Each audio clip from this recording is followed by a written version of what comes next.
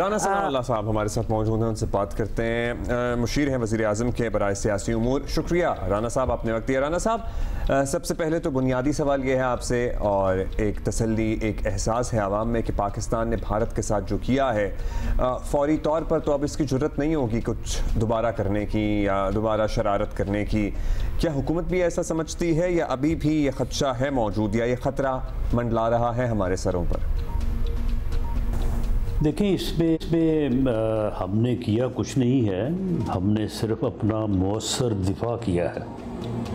مؤثر دفاع سے مراد یہ ہے کہ جو آپ کے اوپر حملہ آور ہو، نہ صرف آپ اپنے آپ کو سیف کریں، اپنے آپ کو محفوظ کریں، بلکہ اس حملہ آور کی بھی ٹھکائی کریں تاکہ وہ دوبارہ حملہ نہ کر سکے، اور یہی ہم نے کیا ہے۔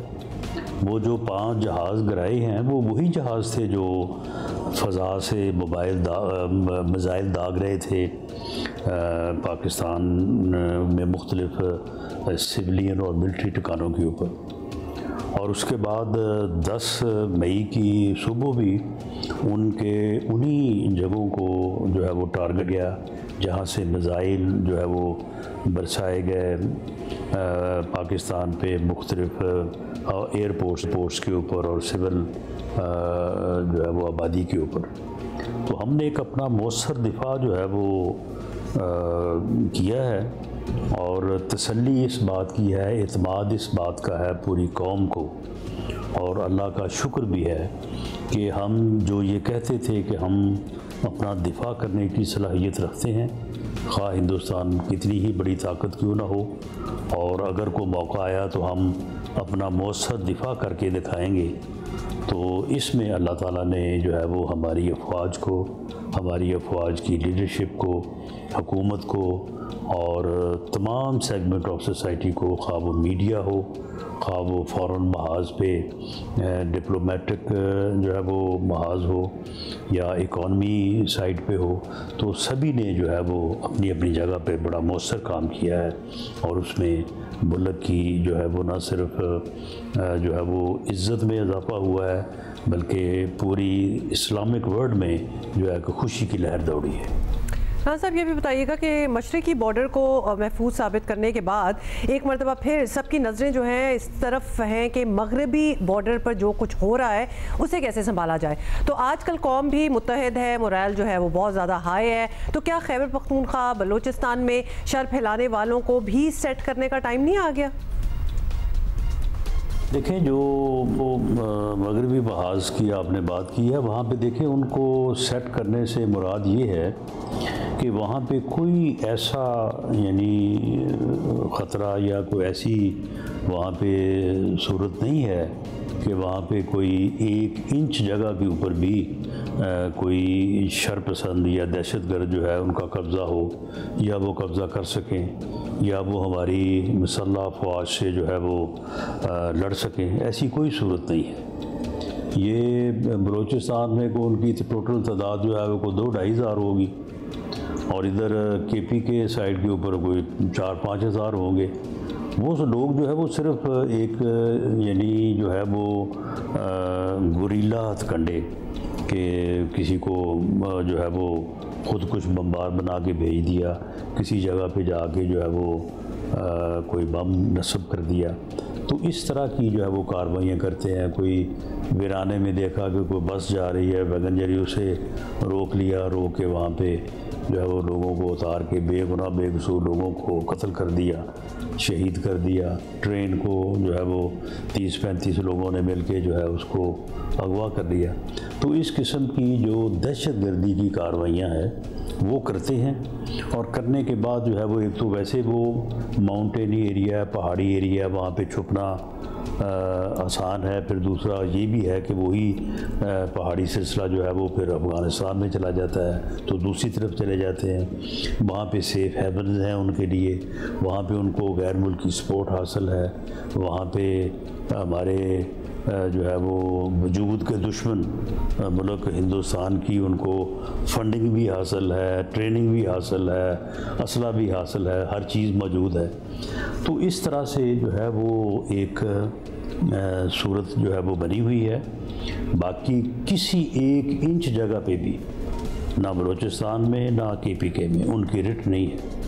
وہ ایسا نہیں ہو سکتے کہ ہمارا 1 انچ جگہ بھی جو ہے وہ پاکستان سے وہ چھین سکیں یا اپنی جو ہے وہ رٹ اسٹیبلش کر سکیں. ہاں یہ جس طرح سے یعنی دیگر علاقوں میں بھی سیٹل علاقوں میں بھی کوئی ڈکیٹی کرتا ہے, کوئی قتل کر دیتا ہے, یعنی جرائم پیشہ لوگ جرم کرتے ہیں, تو اس طرح سے وہ دہشت گرد جو ہے وہ دہشت گردی کرتے ہیں اور ان کے اوپر جو ایک مؤثر ہتھیار ان کے خلاف ہے کہ انٹیلیجنس بیسڈ آپریشن جو ہے وہ کیے جائیں. وہ ہماری تمام لا انفورسنگ ایجنسیز جس میں رینجرز, پولیس, FC, فوج سب شامل ہیں, وہ بڑے مؤثر طریقے سے جو اب ہو رہے ہیں.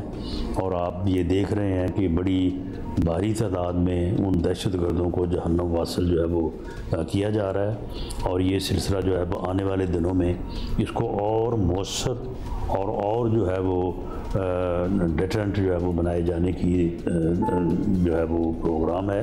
تو انشاءاللہ تعالی یہ دہشت گرد جو ہیں یہ جو ہے ان کو نیوٹرلائز کر دیا جائے گا اور ان کا خاتمہ کیا جائے گا. اچھا رانا صاحب, امریکہ کی بڑی خواہش امریکی صدر کی کہ پاکستان اور انڈیا مذاکرات کی میز پر بیٹھیں, ڈنر کی میز پر بیٹھیں. پاکستان ظاہر ہے چاہتا بھی ہے کہ مذاکرات ہوں یا یہ معاملہ کسی بھی سمت میں آگے بڑھے. اگر اس میں قومی یکجہتی کی ضرورت ضرور رہے گی جو اس وقت موجود ہے, اور اس کے لیے تحریک انصاف سمیت سبھی جماعتوں کو ایک پیج پر نظر آنا بھی چاہیے.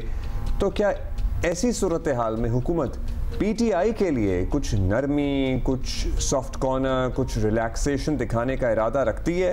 تھوڑا مارجن دیں گے آپ لوگ کہ ذرا ان کے گلے شکوے بھی دور ہوں, وہ بھی ساتھ بیٹھیں, یہ جو قومی یکجہتی کا ماحول ہے نا یہ برقرار رہے؟ ایک جمہوری معاشرے میں اگر جمہوریت ہے, اگر اپنا جو ہے وہ سیاسی جماعتوں نے جو ہے وہ معاملات کو چلانا ہے تو وہاں پہ اختلاف تو ہوگا, ایک دوسرے کے خلاف بات بھی ہوگی, ایک دوسرے کے خلاف بیان بازی بھی ہوگی, پارلیمنٹ میں بھی اور باہر جلسوں میٹنگ میں تقاریر بھی ہوگی. جو ریاست سے متعلقہ ہے, جو پاکستان سے متعلقہ ہے, جو حکومت کے انتظام و انصرام سے متعلقہ نہیں ہے, ان کے اوپر اختلاف ہوتا ہے, ہونا چاہیے, اس میں کوئی حرج نہیں ہے. لیکن جو بنیادی معاملات ہیں ان کے اوپر بیٹھ کے چارٹر آف ڈیموکریسی ہوا ہے, اس کے اوپر تمام جماعتوں کو سائن کرنے چاہیے, PTI کو بھی اس میں شامل ہونا چاہیے, چارٹر آف اکانومی کرنا چاہیے, اس میں بہت بنیادی چیزوں کو طے کر لینا چاہیے کہ کسی کی بھی گورنمنٹ ہو, کوئی بھی معاملہ ہو, ان کا فیصلہ طریقہ کار یہ ہوگا. تو یہ چیزیں جو ہیں یہ ان کے لیے قومی یکجہتی جو ہے یہ ضروری ہے اور یہ ہر وقت کی ضرورت ہے. اور جو اس وقت جب پاکستان کے وجود کو خطرہ یا پاکستان کی ریاست پہ جو ہے وہ انڈیا نے حملہ آور ہونے کی کوشش کی, تو جو یہ قومی یکجہتی کا مظاہرہ پوری قوم نے کیا ہے وہ ایک مثال ہے, اور اس مثال کو ہمیشہ قائم رہنا چاہیے. اور ان بنیادی چیزوں پہ قومی یکجہتی جو ہے اس کے لیے بالکل جب بھی جو ہے وہ بیٹھنا چاہیں PTI کے یا دوسری جماعتوں کے لوگ, تو ہم تو پہلے سے تیار ہیں. ہماری تو آج بھی آفر موجود ہے.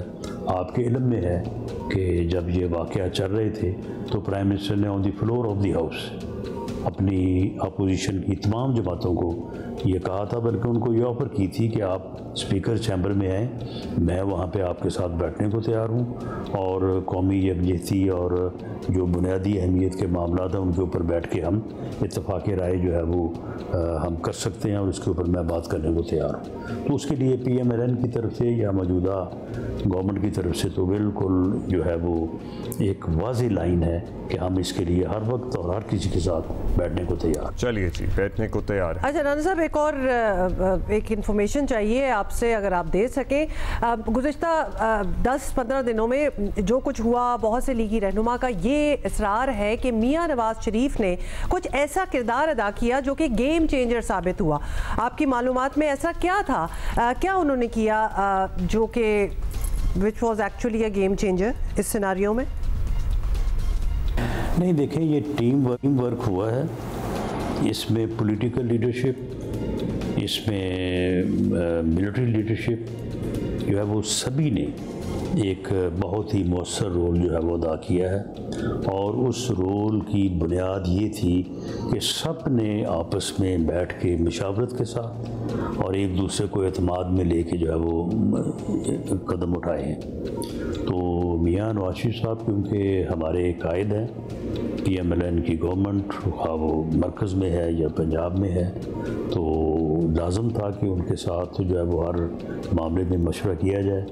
ان کی بڑی ہی ایبل اور تجربہ کار ان کی رہنمائی جو ہے وہ میسر رہی ہے حکومت کو, اور حکومت کی جو ہے وہ ایڈوائز, ڈائریکشن, رہنمائی جو ہے وہ آرم فورسز کو, آرم فورسز کی لیڈرشپ کو میسر رہی ہے.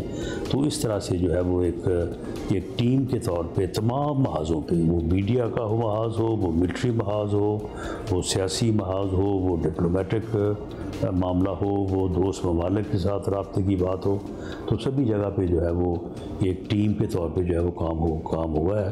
اور اس ٹیم کو لیڈ کرنے والے جو 3-4 لوگ تھے, تو ان میں وزیر اعظم ہیں, ان میں آرمی چیف ہیں, ایئر چیف ہیں, نیول چیف ہیں. تو میاں نواز شریف صاحب کا بھی کردار جو ہے وہ اسی لیول کا ہے. بہت شکریہ. Thank you.